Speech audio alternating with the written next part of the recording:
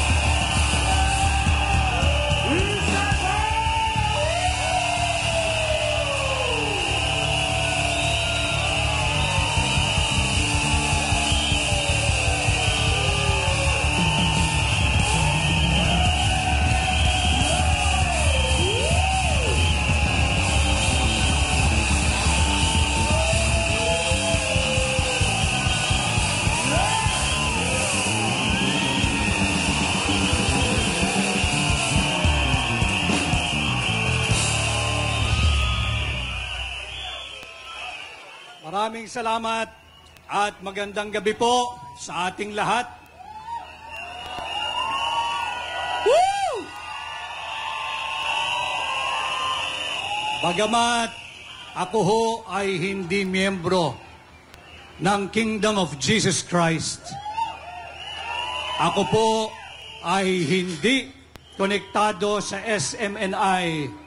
Ako ho ay kagaya ninyo, naririto bilang Pilipino at kaisa ninyo.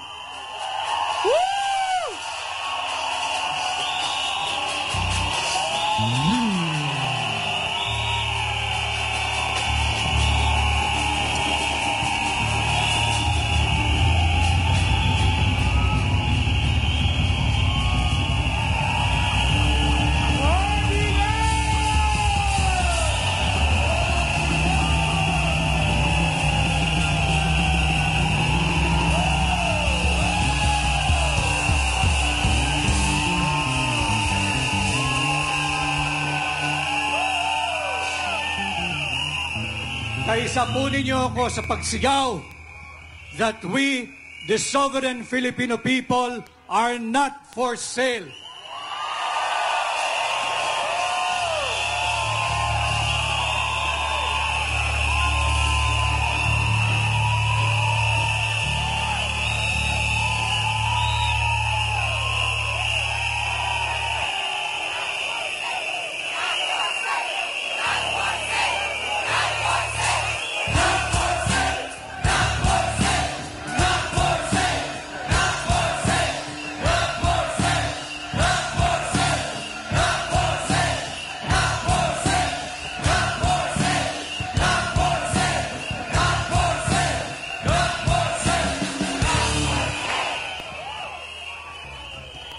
Yan ho ang pangunahing dahilan kung bakit ako ay naparito upang sumamat samahan kayo ngayong gabi.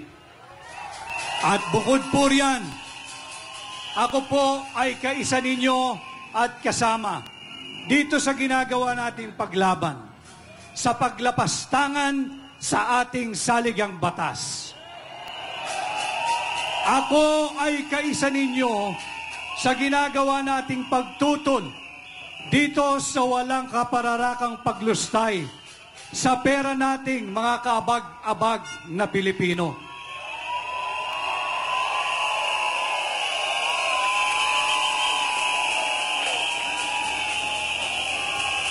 At ako rin ho ay naririto kasama ninyo, kaisa ninyo, upang ituloy pa natin lalo ang pagtutol at paglaban sa walang humpay na paglustay sa pera ng kaawa-awa nating bansang mahal na Pilipinas.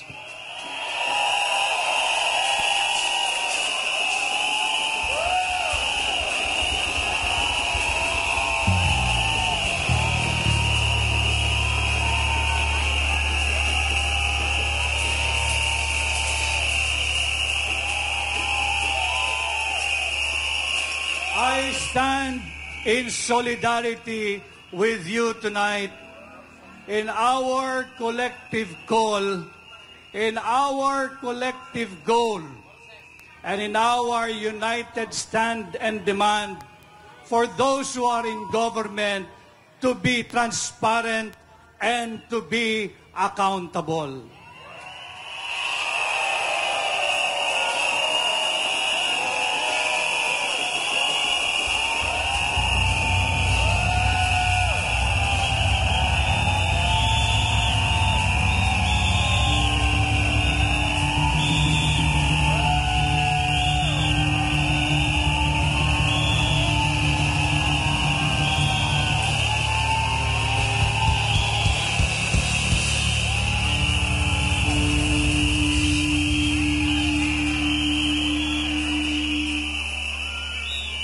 Sure, our Constitution has a lot of imperfections.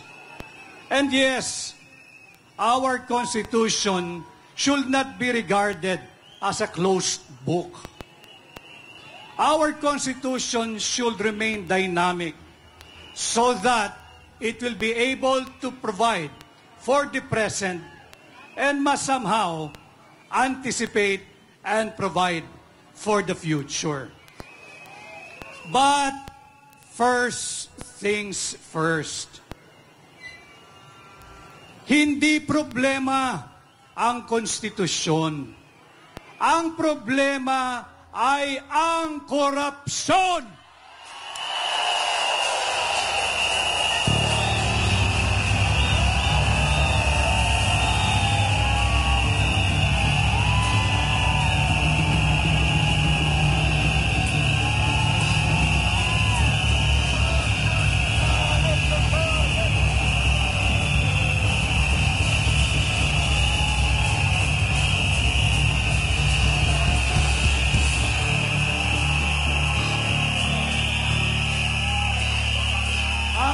Problema ay ang mataas na inflation, hindi ang term limitation.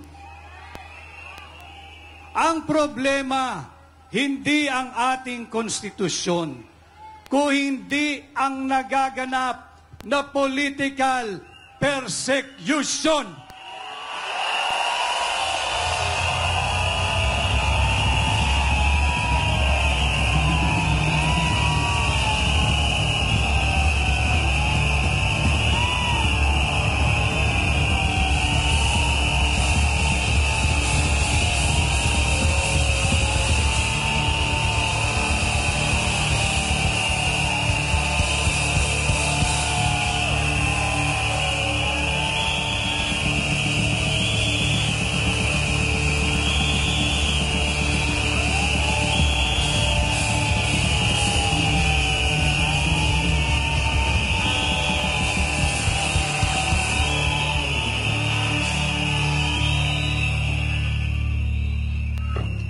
Hindi sagot at hindi kayang tugunan ng huwad na Tsaatsa at Peking People's Initiative ang laganap na kahirapan, ang lumalalang kagutuman, at ang tumataas na kriminalidad. Yes. Hindi problema ang konstitusyon. Uulitin ko, iparinig natin sa mga nagbibingi-bingihan, ang problema ay korupsyon!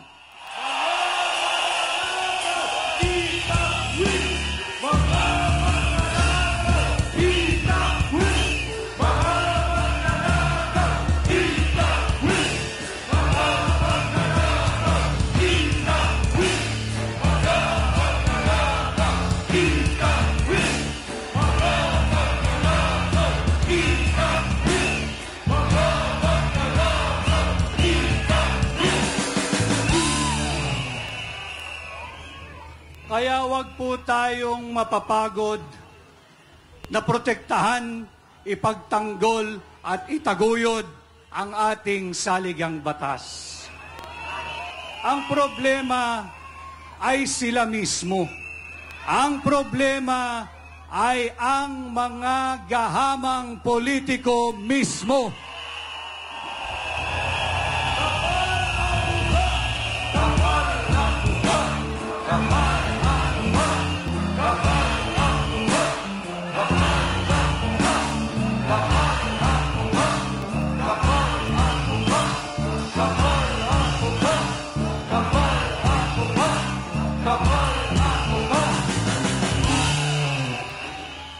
Alam ho ninyo, napakayaman ng bansang Pilipinas.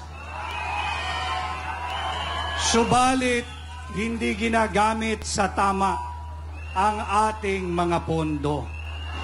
Ninanakaw, ibinubulsa, iniuuwi, at baka nga inilalabas na ng bansa ang pera nating mga kawawang Pilipino.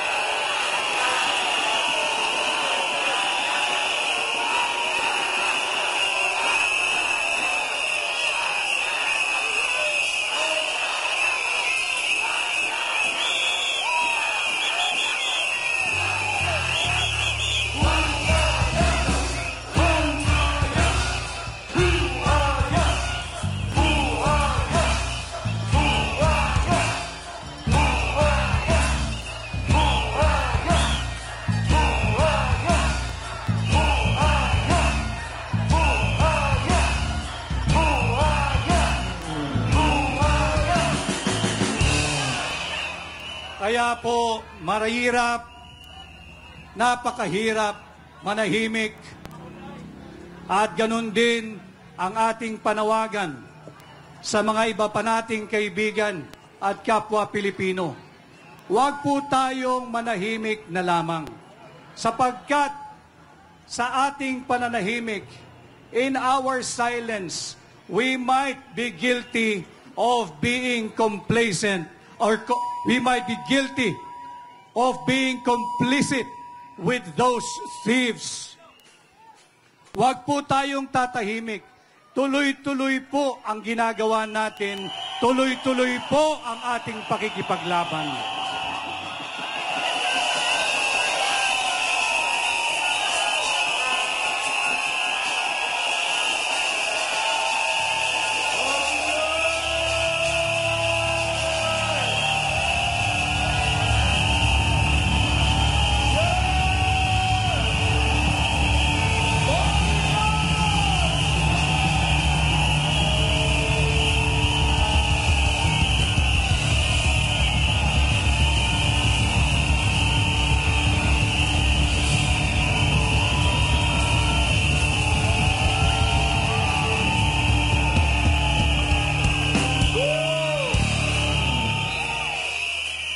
Now, to the rule of law. Linalapastangan nila ang ating saligang batas. Kinikitil nila ang ating mga karapatang pangtao.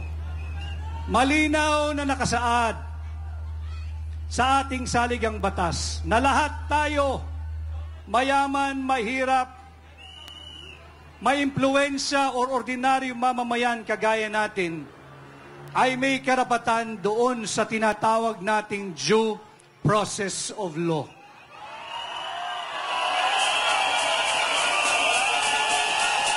Justisya! Justisya! Justisya! Justisya sa bayan! Justisya! Justisya! Justisya!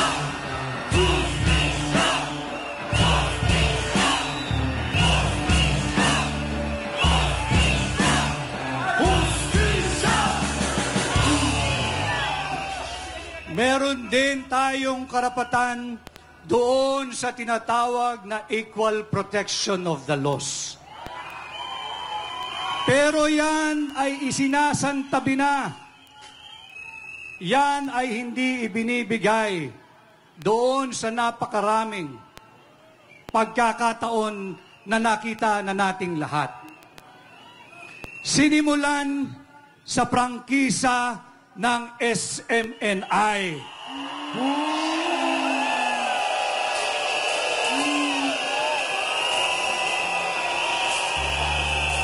Boses ng bayan, wag pusalan! Boses ng bayan, wag pusalan! Boses ng bayan, wag pusalan!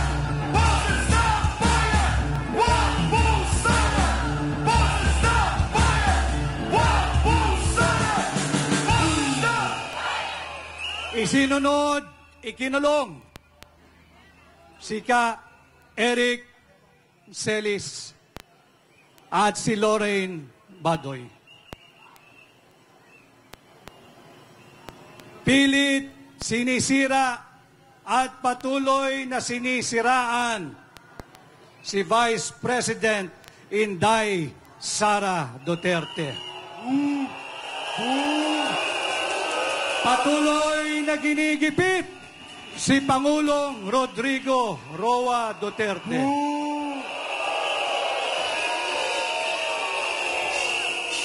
Ang iba't ibang vloggers ay tinatakot, kinakasuhan at tila pipiliting ikulong dahil sa paglalahad ng katotohanan at mga kalabisang ginagawa ng mga magnanakaw sa pamahalaan.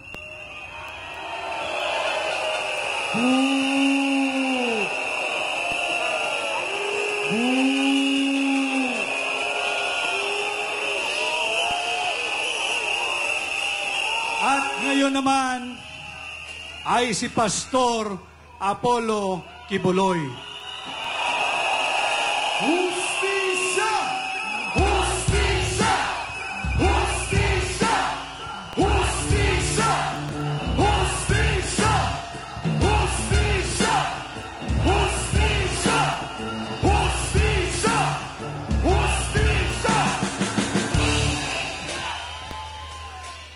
While I am not in the business of prejudging a case or cases, hindi na pwedeng hindi pansinin ang ginagawang kalabisan at pagmamalabis ng nasa pamahalaan.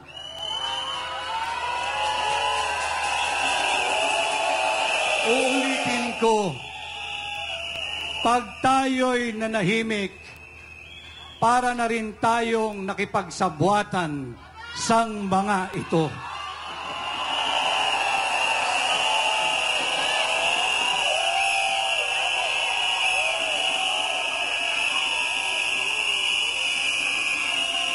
Bakit hindi hayaang umikot ang gulong ng hustisya? Bakit kinakailangang manaig ang tinig ng isang taong punong-puno ng puot at malisya ang puso at imahinasyon? Laging sinasabi, investigation in aid of legislation. Ito ay palagi ang inaabuso ang legislative prerogative na ito na mag-issue ng subpoena, mag-issue ng warrant of arrest ay palagian na lamang ginagamit at inaabuso.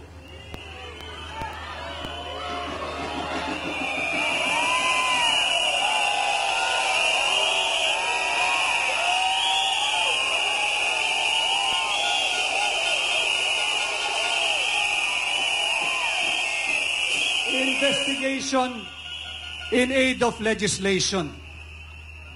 What is there to legislate? Alam ho ninyo, napakarami nating mga batas kriminal. Makikita yan sa ating revised penal code at sa mga special laws.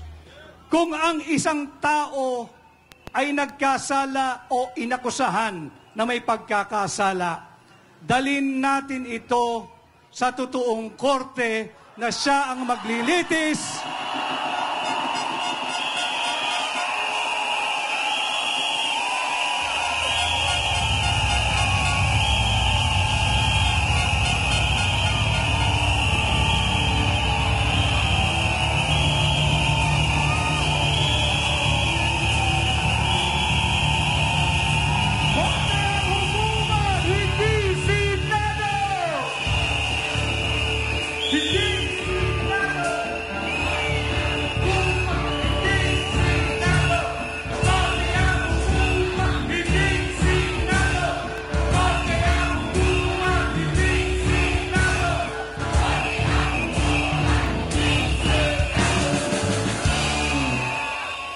Hayaan natin ang totoong korte, ang totoong huwes, ang maglitis, at kung kinakailangang magbigay ng karapatang parusa, hayaan nating sila ang humatol.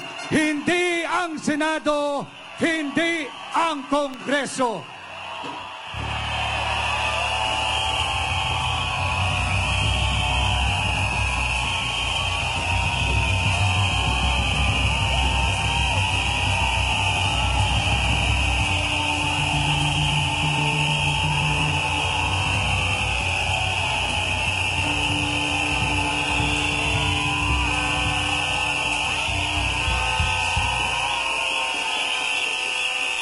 Brings me back to my earlier question.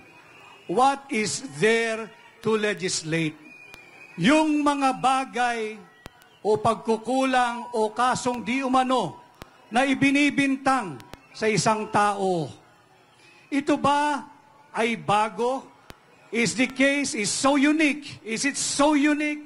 Is it so novel to warrant the passage of a new criminal law? Is the case so unique o karumal-dumal sadya to warrant a repeal, an amendment, or revision of an existing law? Bakit lagi nating sinasabi investigation in aid of legislation? Ano ba yung linelegislate ninyo? O ito ba ay investigation with the end view of grandstanding? Kaya mga kababayan, huwag po tayong matakot para tayong sirang plaka, paulit-ulit. Let us protect and defend our Constitution.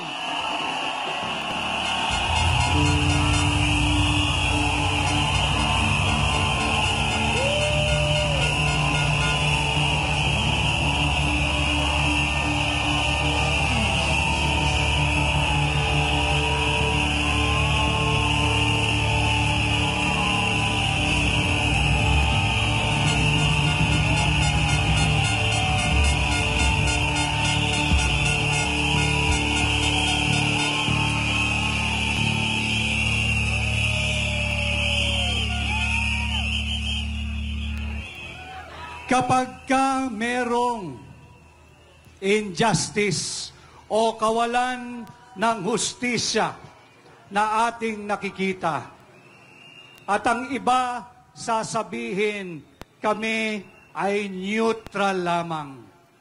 Kapag ka sinabi mo na neutral ka in the middle of all the injustices being perpetrated by the government na dapat ay nagtatanggol at nagpoprotekta sa atin, ibig sabihin ng neutral, sila ay panig doon sa mga oppressors.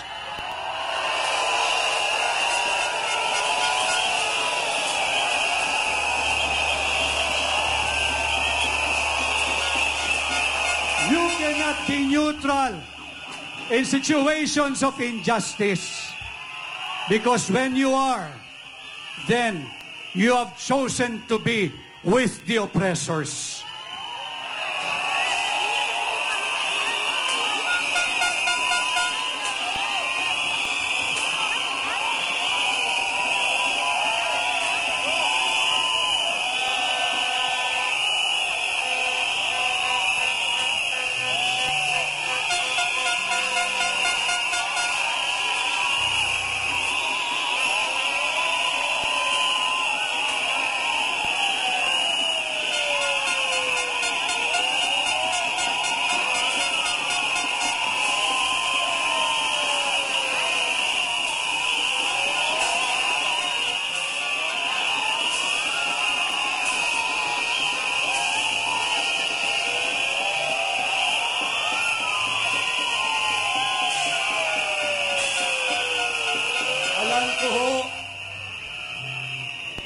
Na sila ay nanonood, nakikinig, nagmamasid. Yung ating mga kapatid at kaibigan na naglilingkod sa pamahalaan. ang ating mga kasundaluhan. Sila po ang defender of the state and protector of the Filipino people.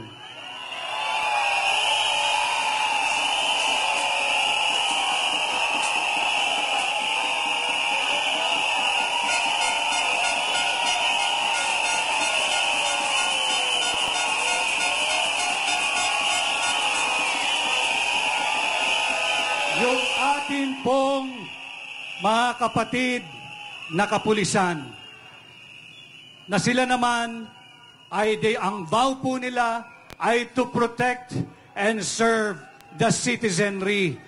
Tayo po iyon. Ang mga guro na humuhubog higit pa sa kabataan, lalo pa ang pagtuturo sa pagmamahal sa bansa. Yung mga kasama, kaibigan at kapatid din natin sa pribadong sektor. Ito ang dahilan kung bakit kami ngayon ay naririto, nagsasama-sama, ipinaglalaban ang ating saligang batas. Pakinggan niyo rin naman kami.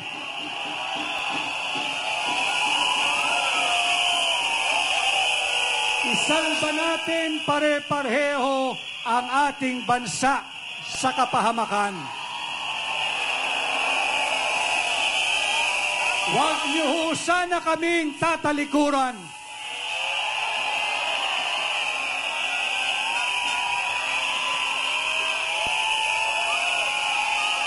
Kami ang soberanya, ang mga halal o appointed officials, pansamantala lamang, kaya gusto nilang matanggal ang term limits. Tumatakbo tayo sa ating mga kapatid sa pamahalaan. Pakinggan niyo po ang aming daing. Ito po ay hindi para sa aming sariling interes. Ito po ay para sa bansa, sa mga kabataan, at higit pa doon sa mga darating pang saling lahi.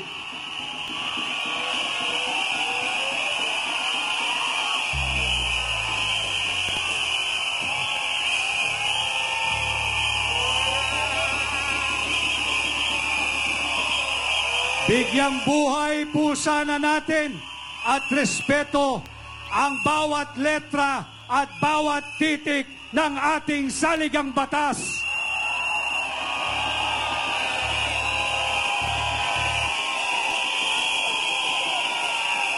Let us protect and defend the Constitution.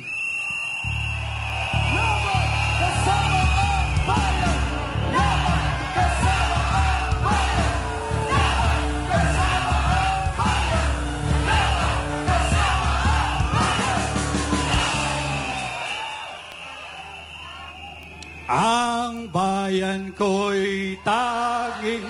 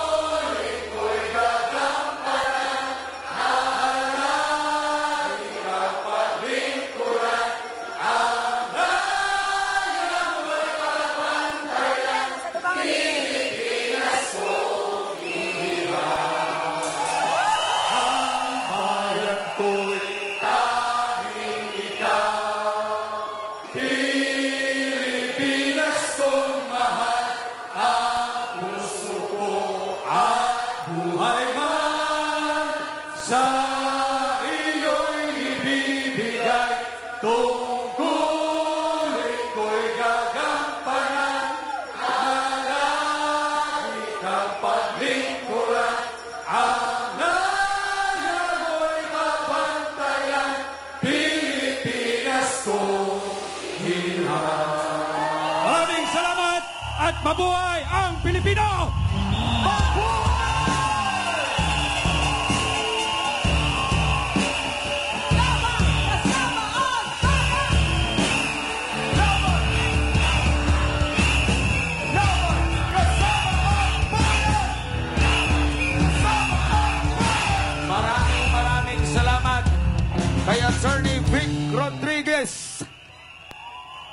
Patunugin natin ang ating mga pito! Hudyat sa ating pagpapatigil sa mga pag-aabuso na nasa gobyerno.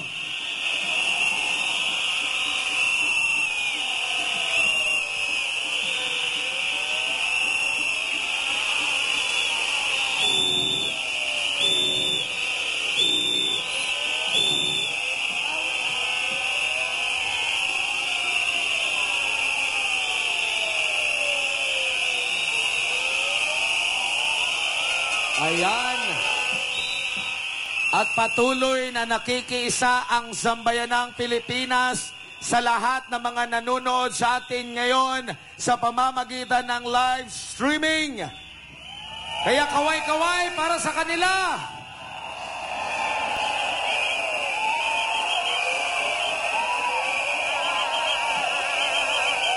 Mga kababayan, mga kapatid,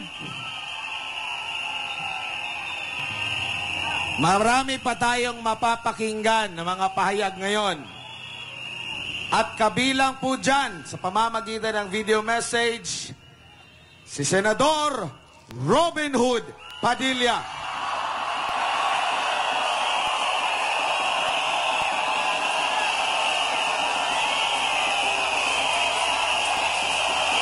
Hindi ko dahilan para sa akin. Nagiging biktima si pastor kasi nilabanan niya yung NPA.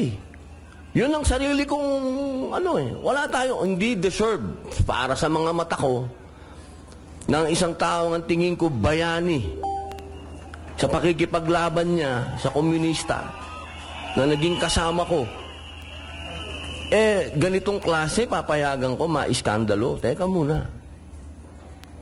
Nasaan ang utang na loob natin sa serbisyo ng taong ito na inalay niya sa paglaban sa komunista? Yun ang personal kong dahilan. Hindi ito usapin ng pagkakaibigan. Kasama ko tong taong ito. Noong lahat ay tahimik na lumaban, lumaban yan. Para sa akin, deserve niya yun. Deserve niya ang aking suporta na mapunta siya sa korte, sa judiciary. Yun. Hindi ako naniniwala na in aid of legislation, makakagawa tayo ng mga bill ngayon na maapektuhan ang kingdom. Religion yan. Diba? Hindi ako utusan ng kahit na sino. Paniniwala ako, para sa akin, magkasama kami ni Pastor lumaban sa komunista. Hindi mawawala sa isipan ko yun. Hindi ko lang siya basta kaibigan. Kasi pag sinabi kaibigan ko, kaya sinungaling ako. Hindi ko basta kaibigan yan. Comrade ko yan. Comrade. Naniniwala kami sa isang prinsipyo. Mas mabigat yun. Hindi naman kami magka-religion ni Pastor. Hindi naman kami magkababayan. Hindi naman ako tiga Davao.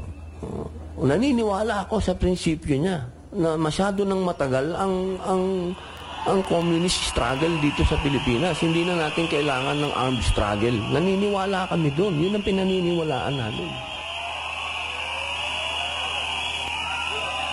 Palakpakan natin si Senador Robin Hood Padilla. Nanindigan sa ating buting Pastor Apollo C. Quiboloy. At sa mga sandaling ito, isang video message pa ang ating mapapakinggan mula naman kay Vice President Inday Sara Duterte.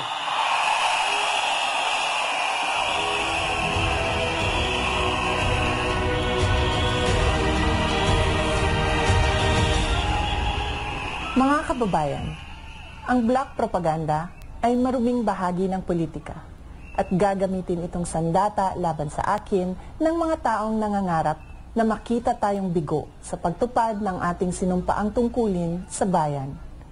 Nagiging mas matindi, mapangahas at desperado na ang mga paninira sa akin ngayon. Bahagi ang mga ito ng isang organisadong demolition job na ang layunin ay sirain ang aking integridad at gumawa ng imahe na ako ay isang mamamatay tao na korap, abusado, taksil at isang warlord. Makikita natin ito sa pag-atake sa confidential funds, pagpapalaganap ng video sa Commonwealth traffic, paggawa ng issue sa pagtatag ng security para sa opisina ng Vice Presidente, paglabas ng testigo na umano'y ako ay kaparte ng Davao Death Squad, sa malisyosong ulat tungkol sa aking mga baril at ang pambabastos sa relasyon namin ng aking asawa. Kamakailan lamang ay nagsusulputan din ang mga online scam sa pera sa social media, katulad ng scholarship o pabaon program para sa mga mag-aaral. Sinisiraan ako para pagdudahan, pahiyain, at panghinaan ng loob. Nais nilang isuko ko ang aking sinumpaang tungkulin na magsilbi sa bayan. Ayaw nilang magtagumpay tayo para sa edukasyon ng mga batang Pilipino at para sa kanilang kinabukasan na nanganganib sa kamay ng korupsyon, kriminalidad, iligal na droga at terorismo. Taliwala ni ining tanan, daghang salamat sa inyong padayon nga suporta ug pagmahal. Magpadayon ko sa akong trabaho para sa kaayuhan sa nasod. Salamat sa inyong patuloy na suporta sa aking mandato na itaguyod ang pag-angat ng antas ng edukasyon ng ating mga kabataan. Salamat po sa inyong mga dasal. Tandaan po natin na ang mga paninirang ito ay nagkukubli ng mga personal at politikal na interes. At ang mga ito ay hindi ninyo interes.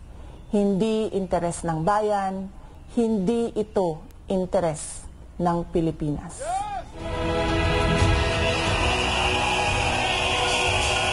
Yan po ang naging pahayag para sa bayan ng pangalawang Pangulo, Inday Sara Duterte! Inday Sara Duterte! Inday Sara Duterte! Protect! Inday Sara Duterte! Protect! Inday Sara Duterte! Inday Sara Duterte! Alam mo kasamang Admar, tumingala tayo sa langit mga kapatid. Wala nang ulan! Naingayan ang ambon!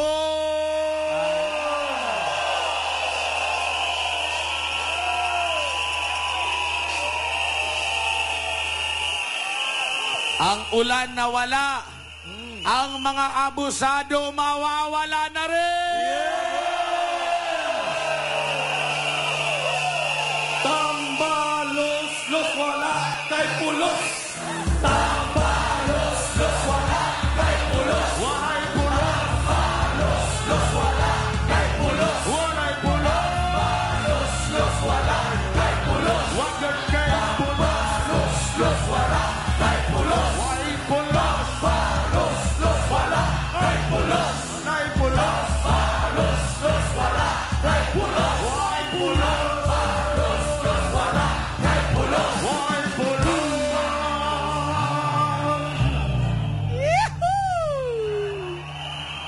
At sa, habang before ka magpapatuloy, Admar. Okay. Nag-ikot kasi, nawala ako, nag-ikot ako. May nakita akong 3 vlogger nasa kadiliman. Alam mo, pag nagbi-video ka, pag nasa madilim ka, ang pangit-pangit Kaya ng nga. vlogger. Ang pangit-pangit ng kuha mo. Oo. Dito na lang sa ano. Kaya sa, ini-invite natin na dito sila sa harap. Ayaw nila. Pag sabi ko, vlogger ka ba? Opo, sir. Invite ka namin doon sa harap. Ay, hindi, sir. Aalis na po ako.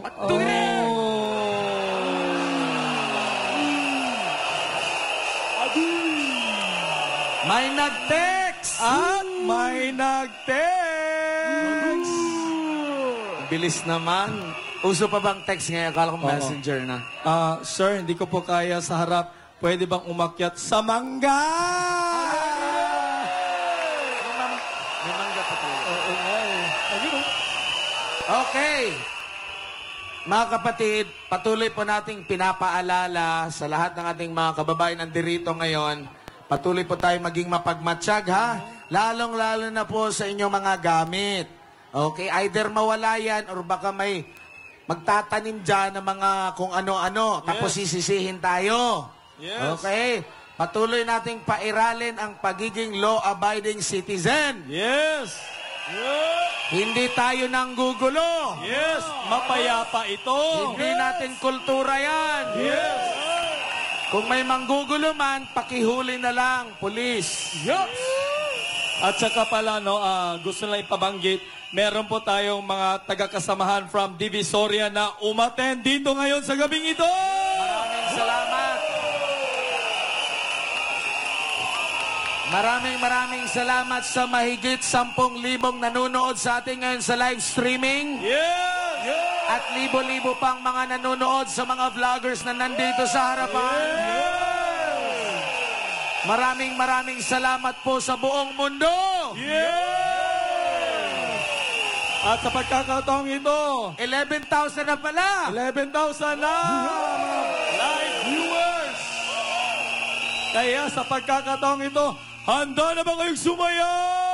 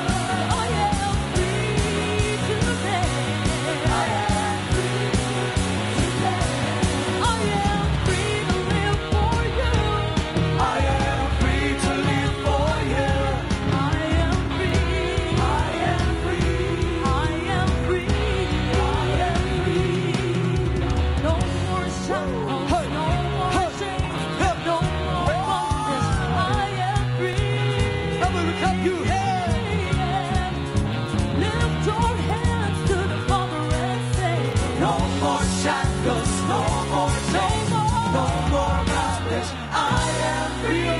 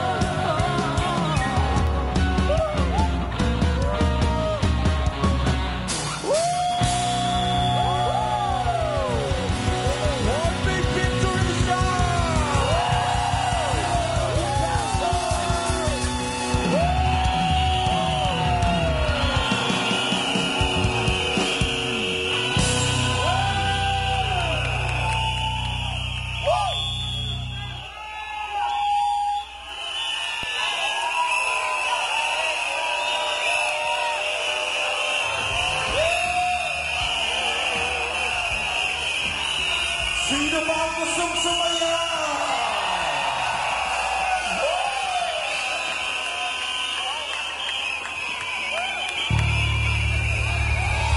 Victory Show! Isa pa! Walang hindi sasayaw para sa bayan!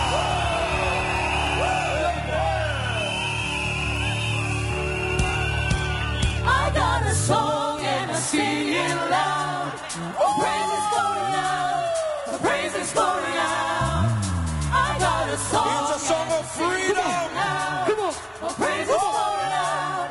Praise is going out. 1, 2, 3.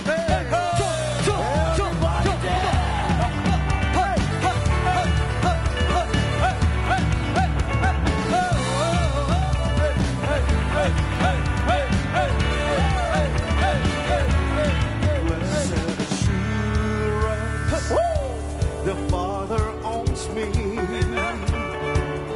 Oh, what a foretaste of glory divine. Come on.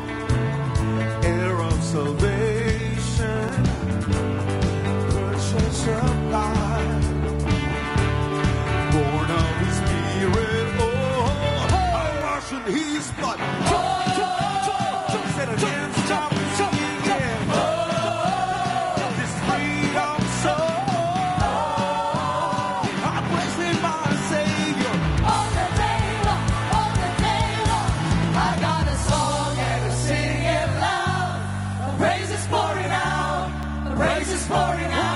Come on. And I will dance in your freedom now. Let's sing it, dance You for have brought me freedom. out. Amen. You have brought me out.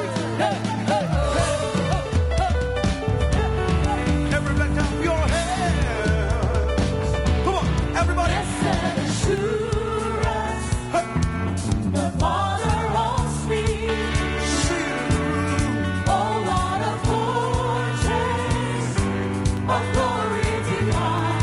Heir of salvation. Heir of salvation. I'm a purchase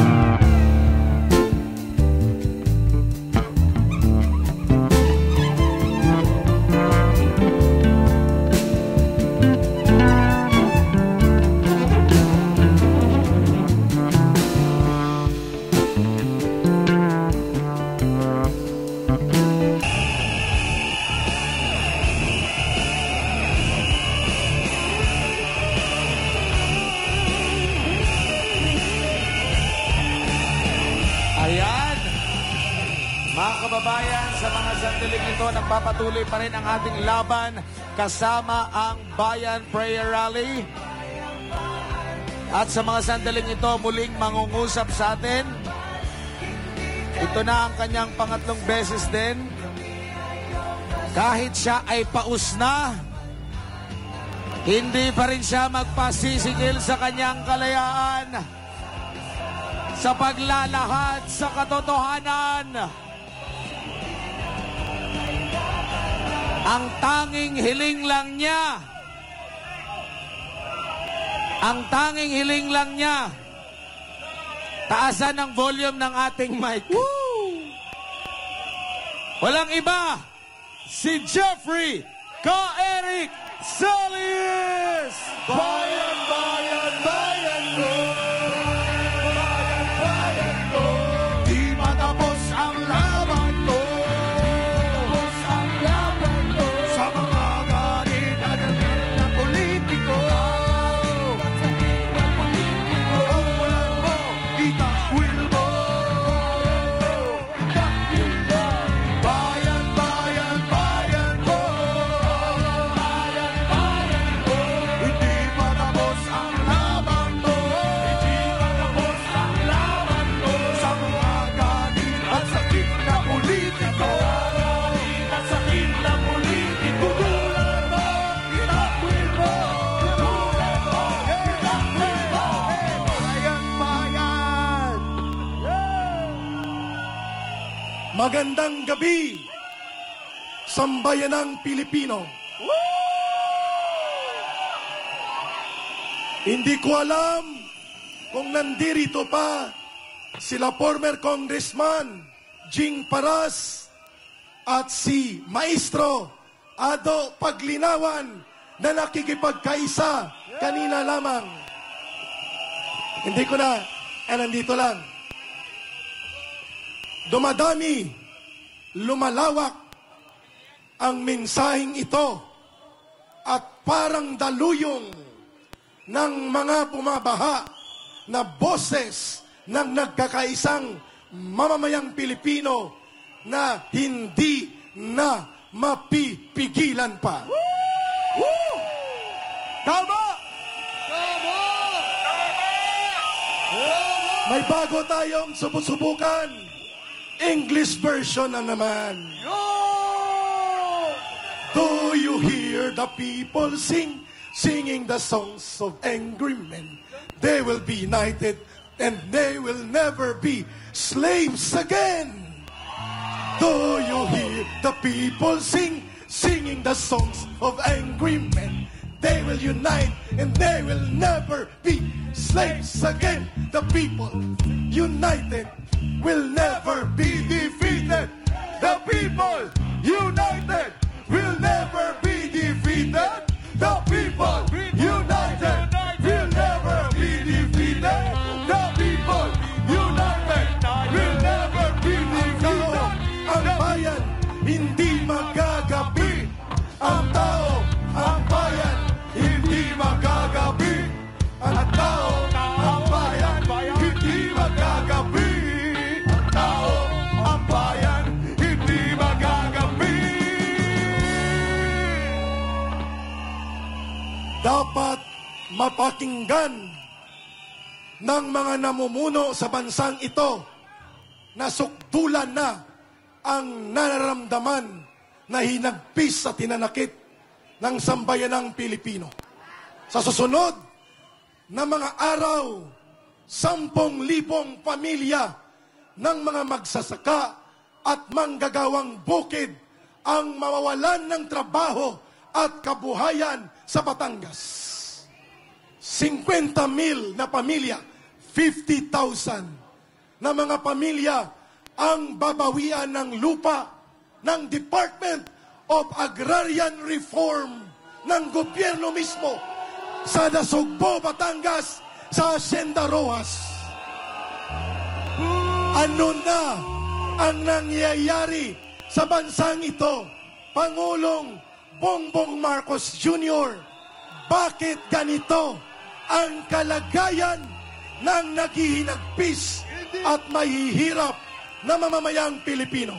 Hindi mo lupa yan! Hindi mo lupa yan! Hindi mo lupa yan! Hindi mo lupa yan! Hindi mo lupa yan! Hindi mo lupa yan! Hindi mo lupa yan! Hindi mo lupa yan! Hindi mo lupa yan! Hindi mo lupa yan! Hindi mo lupa yan!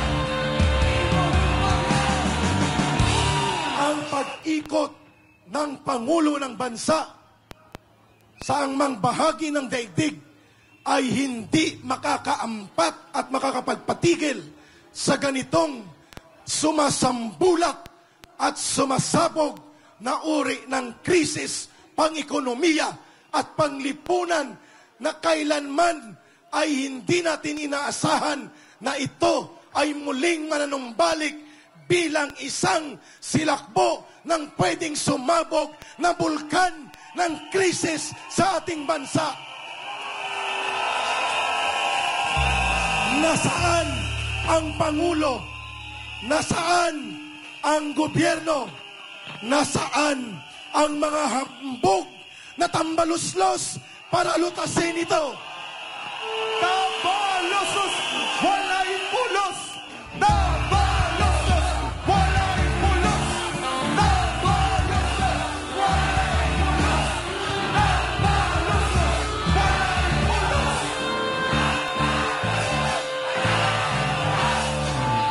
Hindi lamang mga magsasaka at manggagawang bukid ang umaharap sa lumalalim at tumitinding krisis dahil sa pabaya at walang damdamin na uri ng pamumuno ni Bongbong Marcos Jr. pagdating sa totoo at mga tunay na isyu at suliranin ng mamamayan.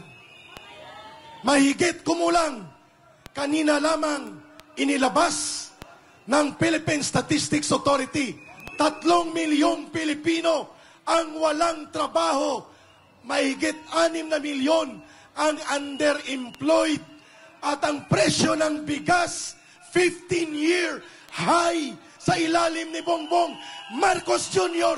Ano na bayan ko ang kalagayang ito?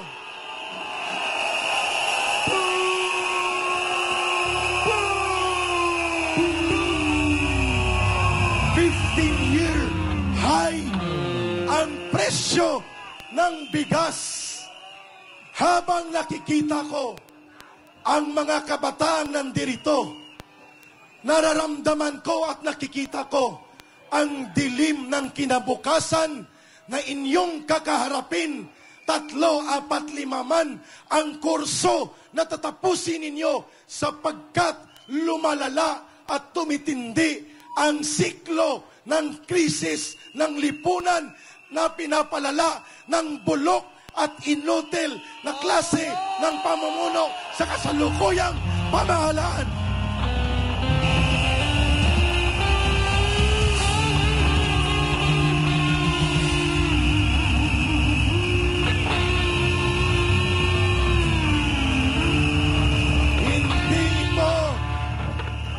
Hindi ito iniimbento. Ito ay mga datos ng katotohanan na inilalathala mismo ng ahensya ng gobyerno. Ito pa, hindi ako nakakaramdam ng higit na panganib at ligalig kung ikukumpara ngayon sapagkat napipinto ang hindi kailangang pagputok ng isang digmaan na magkakaroon ng pagwasak sa ating bayan.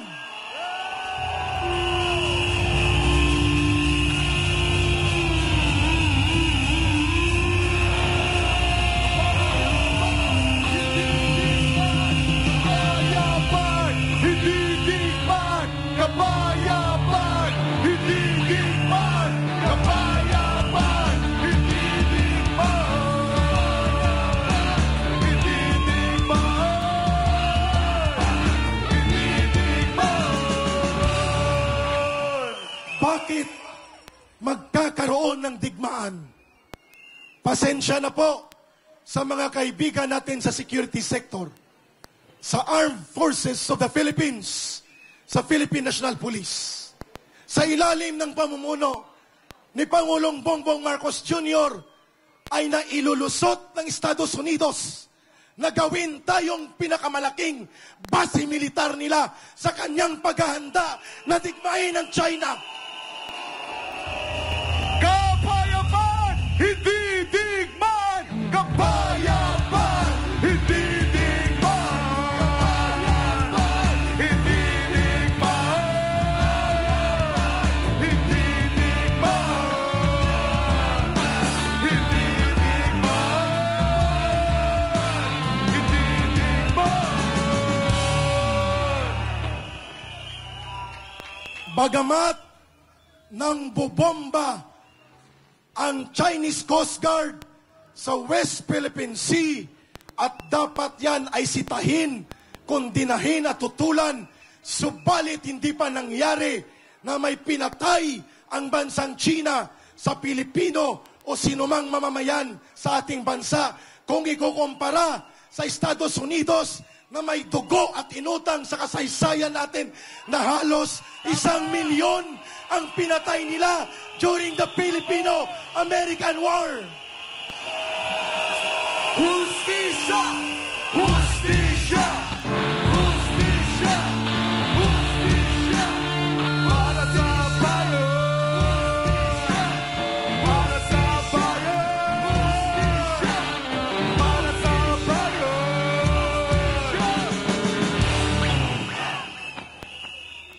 Ang malalaking digmaan ng panghihimasok sa mga malayang bansa ang may mahabang dugo sa kasaysayan at kamay na inutang na dugo ay ang Estados Unidos.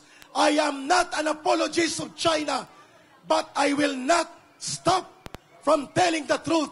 Hindi kailanman humingi ng pagpapaumanhin ang Amerika sa pangbobomba at pagpatay sa 3 milyong civilian Vietnamese sa Vietnam War.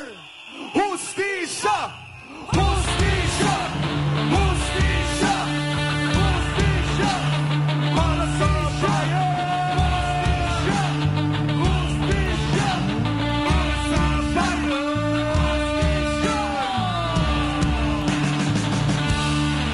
Hindi natin papayagan na ang linya ng mananakop at mapangdigma na Estados Unidos ay bibit-bitin ni Pangulong Marcos at magiging sanhi ng pagkawala ng mga ama at magulang ng tahanan sapagkat maraming sundalo, pulis at mamamayang Pilipino ang tiyak na mamamatay kapag nakipagdigma ang bansang Pilipinas kasama ang Estados Unidos sa hindi dapat mangyari na digmaan laban sa China.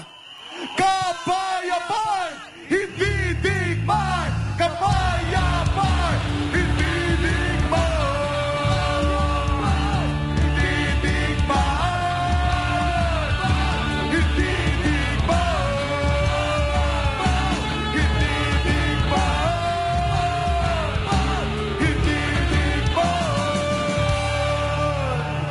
Kaya sana maintindihan ng Armed Forces of the Philippines na hindi po pakikipagkaibigan ang layunin ng Estados Unidos para gamitin ang ating bansa, Luzon, Visayas at Mindanao para maging base militar nila sa kanilang paghahanda upang kontrolin ang rehiyon ng Asia-Pasifiko at ng Indochina at gagamitin tayo bilang sangkalan at pagtaguan ng kanilang mga missile at mga bomba sakaling magkaroon ng proxy war sa Taiwan at China na pakikialaman at sinusulsulan ng Estados Unidos. Kaninong kamay sisingilin ang pag-agos ng dugo ng mga Pilipinong ayaw sa digmaan? Hindi ba sa kamay ni Bongbong Marcos Jr. sa kanyang pagtindig sa puder at linya at interes ng Amerika kaysa interes ng bansang Pilipinas? Yapan! Hindi digmaan! kapayapaan, hindi digmaan. Kapayapaan, hindi digmaan. Kapayapaan, hindi digmaan. Kapayapaan, hindi digmaan. Kapayapaan, hindi digmaan. Pinupuna at tinututulan natin ang agresibo at kawalang respetong ginawa o ginagawa ng China. Pero tayo'y naniniwala na ito ay hindi kapareho din ng pamamaslang na inilulunsad ng Estados Unidos sa kanyang mapangwasak at ang tinatawag na war of aggression and war of intervention. At babanggitin ko, sa Vietnam alone, in the 10 years na pinakialaman niya, ang sigalot sa loob ng Vietnam, mahigit 3 milyon dyan ang namatay. Karamihan kabataan at sibilyan. Yun din ba ang gusto mo, Pangulong Bongbong Marcos Jr. sa bansang ito?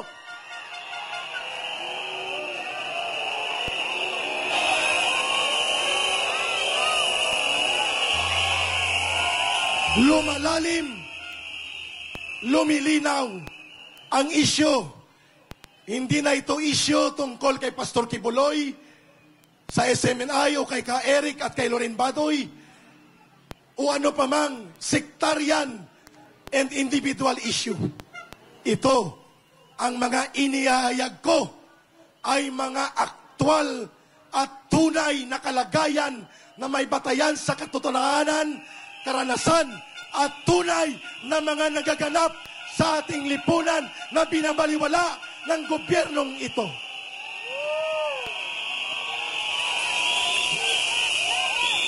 Dahil mayroon pang 9, 10, 11, 12, makapangyarihang Ama, ipaghilom po ninyo ang boses ko sapagkat hindi po ito para lamang sa akin. Marami pa sana akong gustong sabihin. Bigyan nyo lang ako ng tag 4 to 5 hours na pahinga. Babalik tayo ulit dito. Ang importante, lumilinaw, lumalantad ang totoo at tunay na isyo. At ano po yun? Ano po yun? Bakit tayo nandito? Sa loob na 4, 5, 6, 7, 8, 5 araw na nandito tayo at mayroon pang 4 na araw. Bakit tayo nandito? There is an undeniable, hindi maitatanggi na serious failure of leadership and incompetence on the part of the current administration. Failure of leadership. Very incompetent, insensitive, elitist. Walang paki sa mga ganitong katotohanang inilahad ko. Kaya tayo ay nagtitipon-tipon at nagsasakripisyo. Vice President Sara Duterte, Armed Forces of the Philippines, Philippine National Police, ang panawagan ng sambayanan for the Vice President to take over as President ay makatarungan, konstitusyonal na sa batas at pinaka-importanteng kailangan. Iyon ang dapat marinig ni Sara Duterte at gano'n na rin ng Armed Forces of the Philippines at ng Philippine National Police. Yan ang konstitusyonal na paraan upang lutasin itong problema at krisis sa lideratong kinakaharap natin. Inday Sara Duterte! Inday Sara Duterte! Inday Sara Duterte! Inday Sara Duterte! Inday Sara Duterte!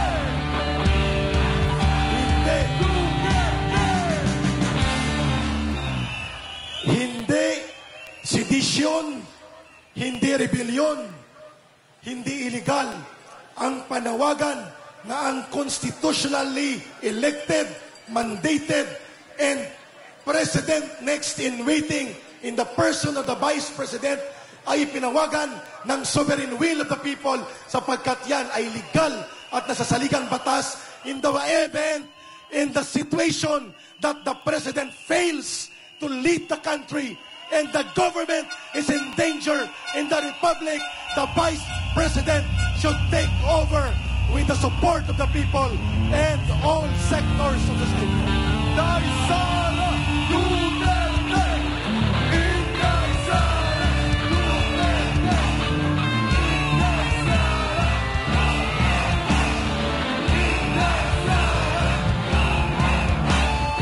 Inday Sara! Sara Duterte!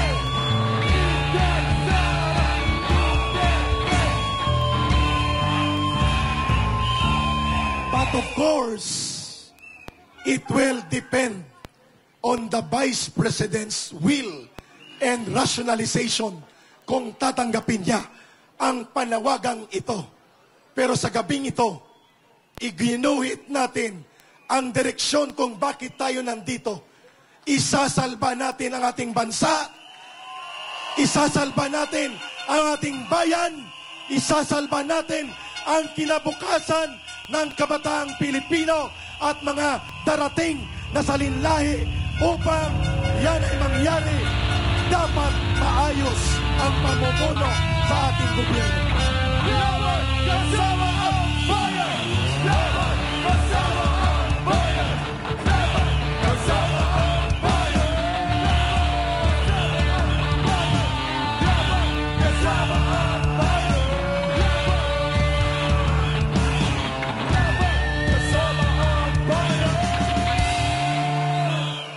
Sa pamuli, ipapahinga ko muna ang boses ko, pero ito ang aking ihahabilin sa pandaigdigang araw ng mga kababaihan. At sana marinig ito ng bawat Pilipino, kabataan, estudyante, taong simbahan, magbubukid, magsasaka, kabataan, kababaihan, profesional, mga manggagawa sa abroad, taong gobyerno, walang ibang tutulong at lulutas sa problema natin sa pagkakaroon ng failure of leadership on the part of the President kung hindi ang ating pagkakaisa at malinaw na panawagan.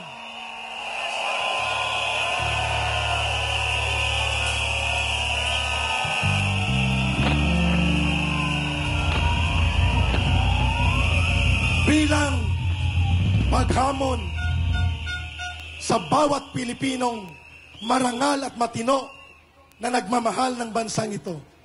Kahit hindi ako singer, aawitin ko ito with some paraphrase.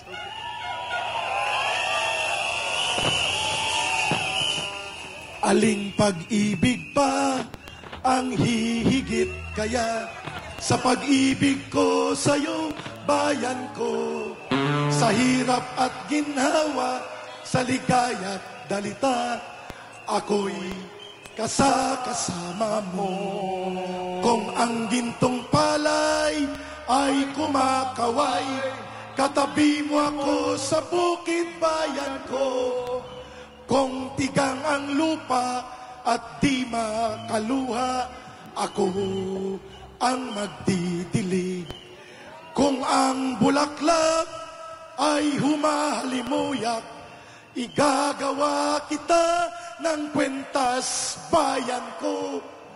Kung nananalanta ang mga sakim at bulok na politiko, ako'y lalaban at titindig para sa'yo. Aling pag-ibig pa ang hihigit kaya sa pag-ibig ko sa'yo, bayan ko.